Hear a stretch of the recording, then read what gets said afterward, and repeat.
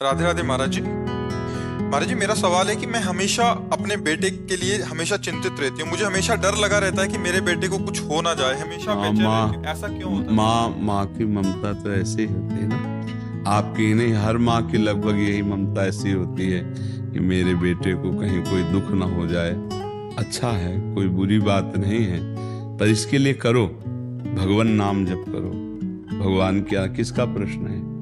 हाँ, प्रभु की विराजो, आप बैठ जाओ। माँ का यही स्वरूप, आप ही नहीं, हर माँ का हृदय यही होता है कि वो अपने बच्चे के लिए दुलार करता है, तो उसकी रक्षा के लिए, उसके मंगल के लिए नाम जप करो, भगवान का नाम जप करो, तो भगवान के भरोसे रहो। तुम्हारे तो एक दो बच्चे हैं, हम सब भगवान के बच्चे हैं, पर भगवान की 3 प्रकार की लीला है। एक है सृजन, और एक है पालन, और एक है संहार।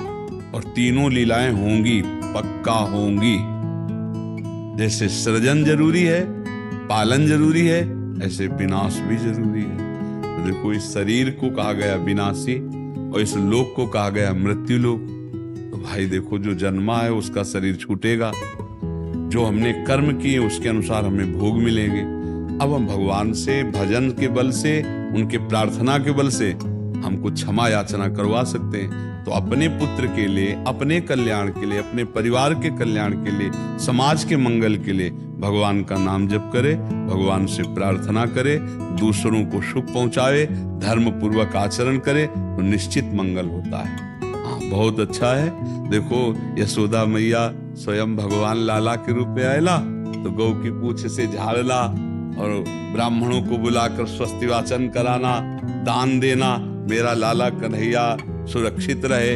क्योंकि बड़े बड़े आक्रमण हुए ना, पूतना है, तृणावर्त, अघासुर, बकासुर, तो मैया घबरा जाती थी कि दुनिया की बलाएं हमारे लाले के पीछे काहे पड़ी। और अच्छा, माँ को अपने पुत्र का महान स्वरूप दिखाने पर भी दिखता ले, क्योंकि माँ है ना, उनको तो लगता है मेरा लाला है, तो बार बार वो परेशान हो जाती थी। और स्वयं भगवान की रक्षा के लिए भगवान के नाम का प्रयोग किया, केशव भगवान बाजुओं की रक्षा करे, ऐसे करे, ऐसे। तो हमें लगता है भगवान का नाम जप और धर्माचरण, दूसरों को सुख पहुंचाना, और इसका फल मेरा पुत्र सुरक्षित रहे, मेरे पुत्र की बुद्धि शुद्ध हो, मेरे पुत्र को कभी विपत्ति न हो। तो ये देखो, माँ में बहुत बड़ी सामर्थ्य है।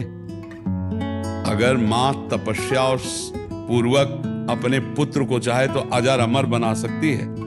मंदालसा माँ ने यही कहा था, मेरे गर्भ में जो जीव आएगा उसे भगवान से मिला के रखूंगी, उसे भगवत प्राप्ति, और ऐसा ही किया। देखो, गांधारी जी ने जे भी सुना कि धृतराष्ट्र हमारे पति होने वाले वो अंधे हैं, तो पट्टी बांध ली। जब ये समय आया कि अब युद्ध होगा ही पक्का, तब गांधारी जी ने कहा, बेटा मैं तुम्हें बहुत प्यार करती हूँ, तुम मेरा बेटा है, पर भीम के सहयोगी श्री कृष्ण तू मारा जाएगा, इसलिए जा, तू नग्न होकर मेरे सामने आ जा, मैं पट्टी खोलती हूँ, तेरा शरीर वज्र का हो जाएगा, मृत्यु ही नहीं होगी तेरी।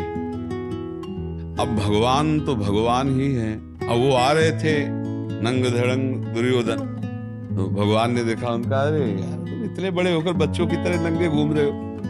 तो उनका माँ ने कहा, जब बच्चे हो कम से कम कमर तो ढक लो इतना। ऐसे पत्ता लगा के, ऐसे गांधारी ने जी आंख खोले, ऐसे दे उनका, ये पत्ता क्यों लगा लिया?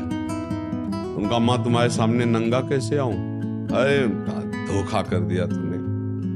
अब जितनी दृष्टि मेरी पड़ गई, तेरा शरीर वज्र का हो गया, गदा या किसी भी प्रहार से नष्ट नहीं होगा, लेकिन तू कमर से मारा जाएगा। ये ऐसे कमजोर हो गया। और भगवान अपने भक्त का प्रण पूरा करवाने के लिए, जब द्रौपदी को दिगंबर करा रहा था ना, ये सभा में लाभ जंगा ठोक रहा था, तो भीम ने यही प्रण किया था, इसी जंगा को तोड़ूंगा। अगर भगवान भक्त की वचन रक्षा ना करते और वो पूरा वज्र का शरीर हो जाता तो तोड़ नहीं पाते। इसीलिए भगवान ने, तो माँ में कितनी सामर्थ्य है। आप देखो, अधर्म युक्त चल रहा है, लेकिन मेरा बच्चा सुरक्षित रहे, आंख की पट्टी खोली, पतिव्रता, तो वज्र का शरीर कर दिया। तो आप अपने पुत्र को अजर अमर अविनाशी बना सकते हैं साधना और भजन के प्रभाव से। उसको भी नाम जप करवाए, आप भी